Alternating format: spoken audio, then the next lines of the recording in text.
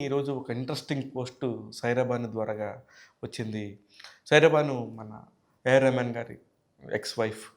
ఒక matured letter చదివాను. ఆ అమ్మాయి రాసింది. ఎంత చక్కగా అంటే నిజంగా మీరు గూడా వింటే మీరు గూడా అలానే ఫీల్ అవుతారు. ఓ ఇద్దరు వ్యక్తులు జీవితం అంతా కలిసి ఉండటం అనేది ఒకప్పుడు సాధ్యమైనంతగా ఇప్పుడు సావడం లేదు. దానికున్న సవాలక్ష కారణాలు పక్కన పెడితే విడాకులు తీసుకున్నంత మాత్రాన వాళ్ళేదో కలిసి ఉన్నంత కాలం కొట్టుకు చచ్చినట్టుగా మనం భావించక్కర్లేదు. విడాకులనేది ఇక వాళ్ళిద్దరు భార్యాభర్తలు కాదు అని ధృవీకరణ మాత్రమే తప్ప వాళ్ళిద్దరు శత్రువులనో లేదా మరొకటనే కాదు. ఈ పాయింట్ నాకు నచ్చింది.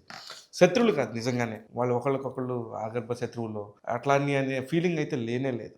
ఆ విషయంలో నాకు చాలా మెచ్యూరిటీ అనిపిచ్చింది. కలిసుండి ఊరికే కొట్టుకుంటా 24 గంటలు ఇష్టం లేని కాపురం చేసే కంటే, ఒక్క నిమిషం డెసిషన్ తీసుకొని పర్ఫెక్ట్‌గా ఆలోచించి, ఎంతోమంది కలిసుండి కొట్టుకుంటూ 24 గంటలు కాపురాలు చేస్తారు. వాళ్ళందరితో పోల్చుకుంటే, ఎవరి జీవితం వాళ్ళు స్వేచ్ఛగా బతకడంలో, ఎవరి హాయిగా వాళ్ళ ఎగురుతా వాళ్ళ జీవితాన్ని కొనసాగించొచ్చు. చాలా తక్కువ టైం ఉంటది. ఒకటే లైఫ్ ఉంటది. ఈ ఒక్క లైఫ్‌లో ఎంతో మందికి సమాధానం చెప్పుకుంటూ, ప్రతిరోజు బాధపడుతూ ఉండటం కంటే, ఒక్కసారిగా వాళ్ళ జీవితాన్ని హ్యాపీగా మలుచుకుంటూ, ఎవరికి కావాల్సిన విధంగా వాళ్ళు స్వేచ్ఛతో బతకడం అనేది చాలా గొప్ప విషయం. ఒకవేళ డైవోర్స్ తీసుకున్న జంటలు ఎవరైనా ఉంటే, నిజంగా కూడా వాళ్ళు శత్రువులు కాదు. వాళ్ళిద్దరి మధ్యలో ఉన్న ఒక చిన్న ప్రాబ్లమ్ వల్ల వాళ్ళు విడిపోయి వాళ్ళ దైనందిన జీవితంలో హ్యాపీగా బతుకుతున్నారు.